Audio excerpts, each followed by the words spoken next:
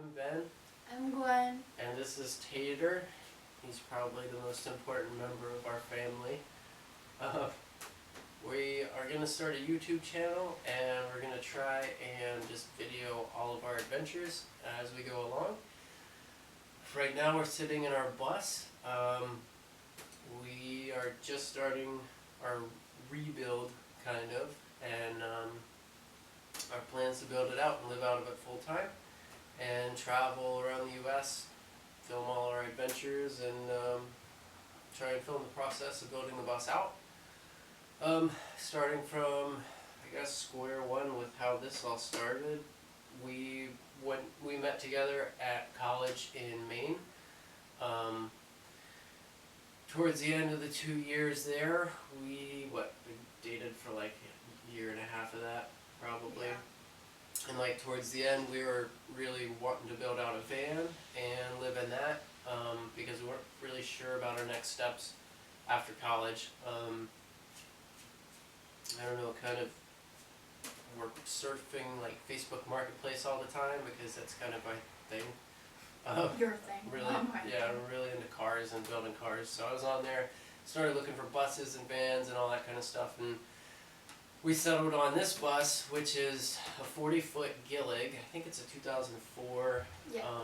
It's a pusher, so it's got a diesel, like 8.9 liter ISL diesel in the back. Basically, it's just a city bus.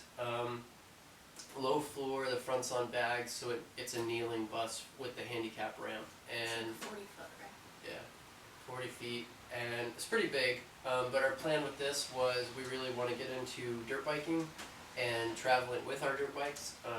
That way we can kind of increase our mobility and not have to drive a 40-foot bus to the grocery store. So with the wheelchair ramp in the front, we're hoping to be able to push dirt bikes in here and park them, inside. Gonna be kind of a garage in the side and kitchen on the other side of the bus. Bedroom in the back, kind of thing. We bought the bus in Connecticut like 3 weeks before school ended, and I was in school for auto tech at the time, and she was at that same college but doing general studies. And basically the last 3 weeks of college we spent every weekend driving from Maine to Connecticut, to where this bus was parked. It didn't run. Well, the engine ran, but it was sunk in the mud.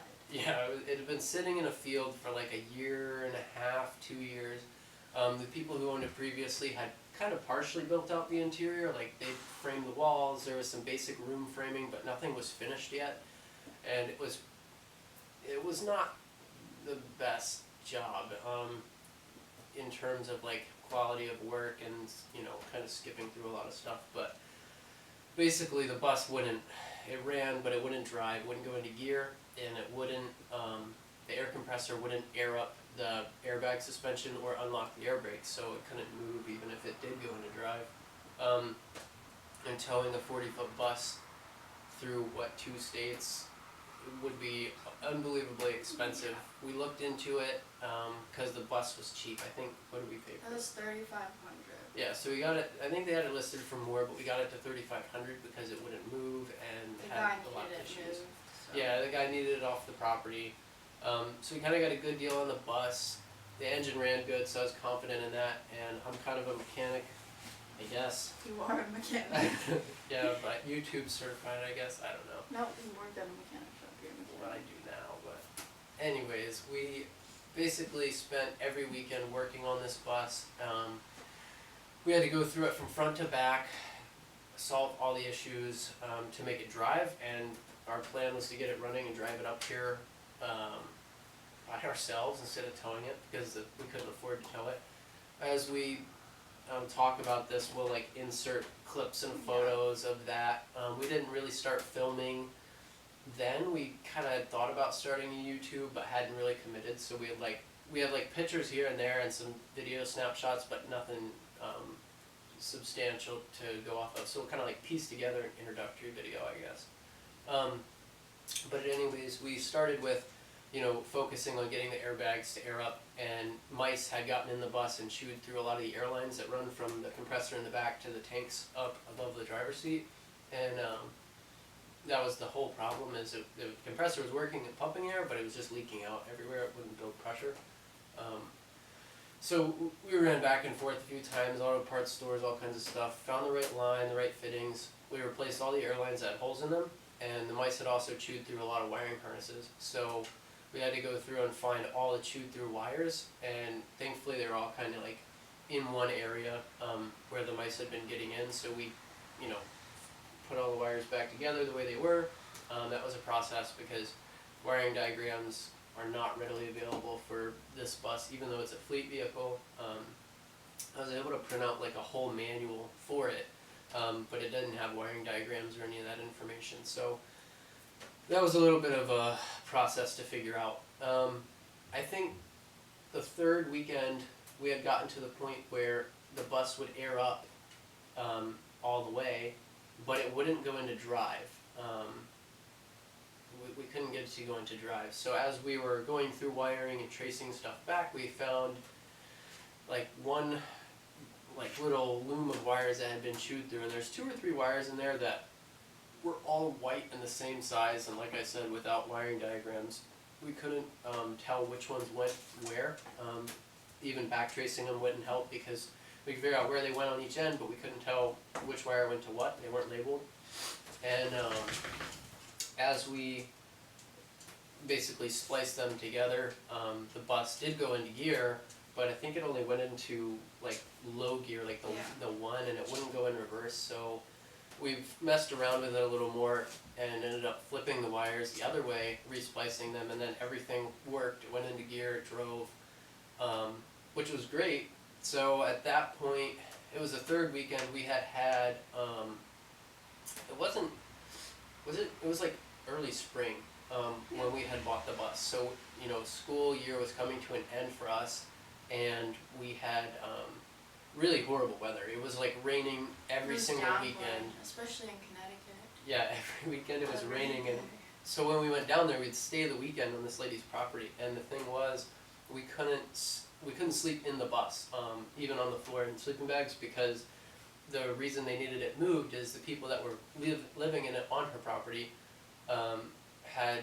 the neighbors had like called the town, and wherever the bus was parked in that town, they're required to have like the property zoned for people to be able to live in a mobile home, I guess. And basically the town was charging her like $3,000 a month because people were living in the bus on her property. So they moved out of the bus, and then it was fine because it was just a bus parked there. But if we had slept in it, she thinks that the neighbors would have called again. So we ended up sleeping in her truck, which that's a whole different like story, getting the truck and all of that.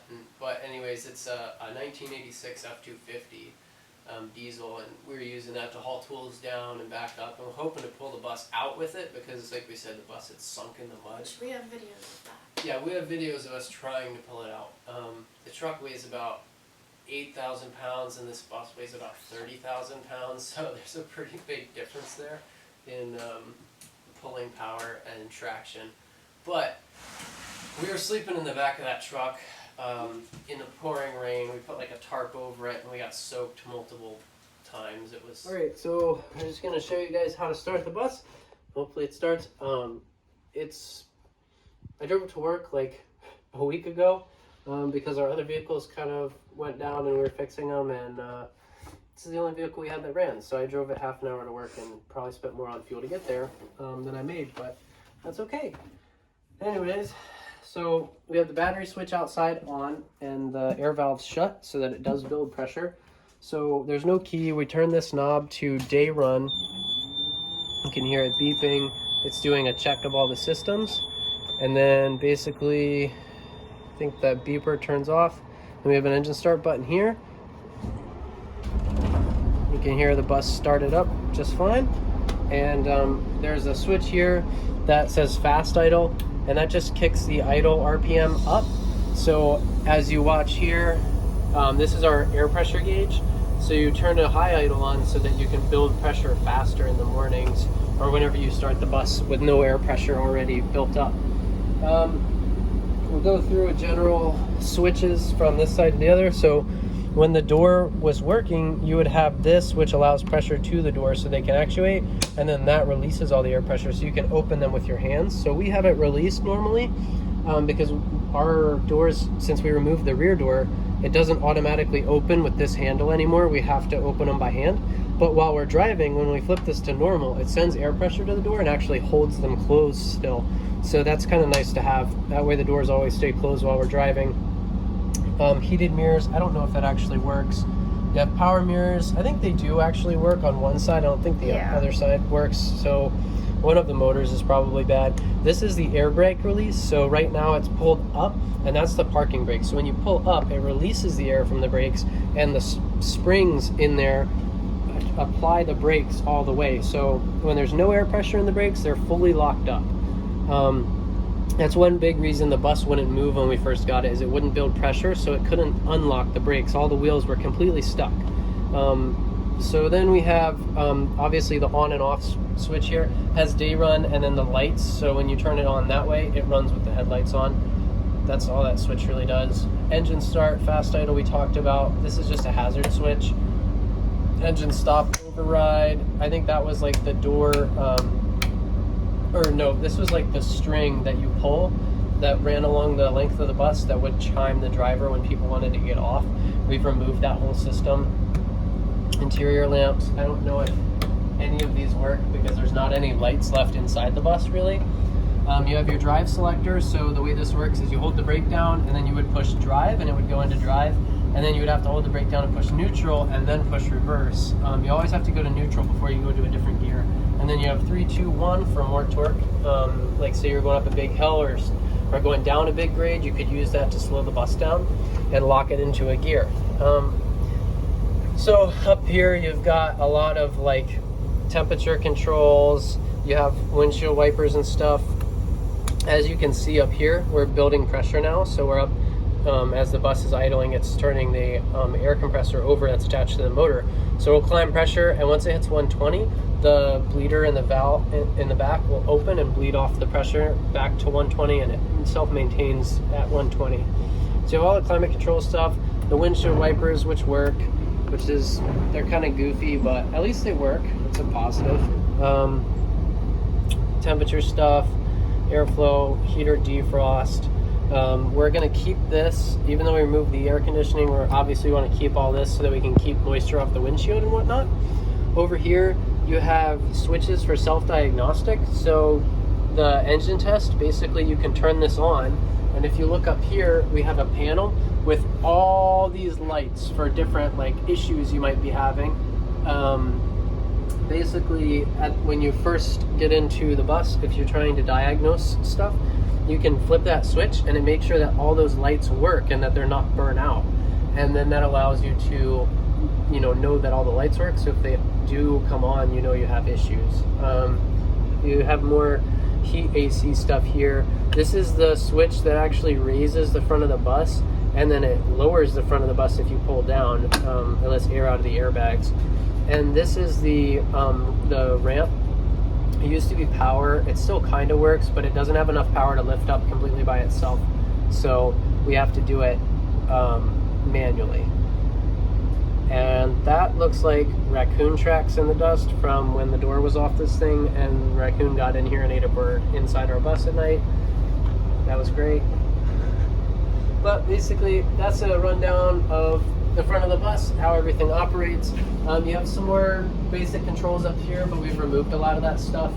There was a wall behind me with a radio. We removed that as well.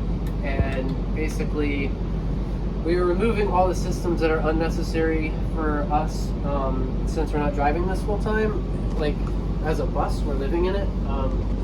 So since we're gonna have auxiliary lighting systems in there, all of our 12 volt, all the lights from the bus are removed. We have kept a couple things, like the heater that runs off of the antifreeze coolant from the engine. We've kept that heater, that way while we're driving the bus, we can have that heater running, and we don't have to heat with like our wood stove or our mini split, so our batteries can charge while we're driving. I'm not so concerned about the air conditioning while we're driving, just because I don't think it's something that we really need. It's not a necessity to me, and we're gonna have a mini split anyways, and we've got a fan up here for the driver that actually works pretty well. But that's everything up front here. The seat's kind of nice. It's air ride, so like it pumps up an airbag in the back here. All the controls use air pressure when the bus pressurizes to slide it forward, move it up and down, all that kind of stuff. It's pretty comfortable. We do need to work out a passenger seat for her, or when she's driving for me. She doesn't think she's going to drive, but she totally is. We're going to teach her. We taught her to drive her truck, so I think she can handle the bus eventually. But one thing that's really cool that we like about the bus is, like as we discussed before, we're talking about putting the kitchen on this side, but these big emergency exit windows actually open all the way, which is kind of nice. So we're going to put like prop rods attached to the bottom so we can open them up and then pull it down and have them stay open. And these top windows open as well. They just push and pull like that. They latch, and then you can open them all up, and pretty much all of them opens.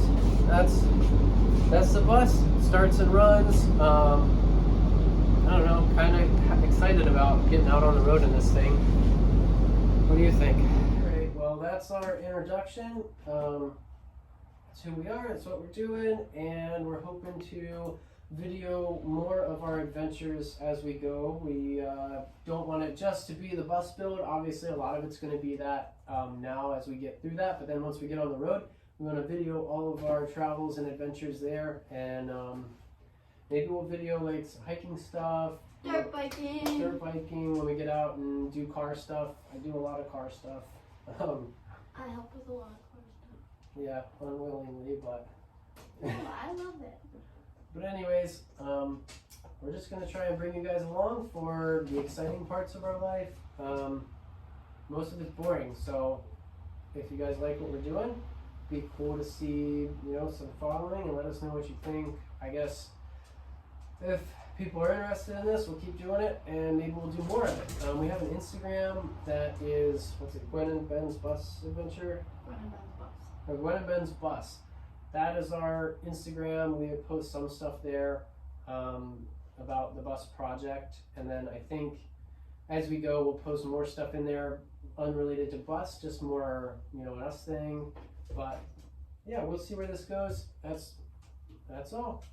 All right, see you guys on the next one. All right, guys. Tater's eating all of our lumber tonight. We won't have any left to build the bus.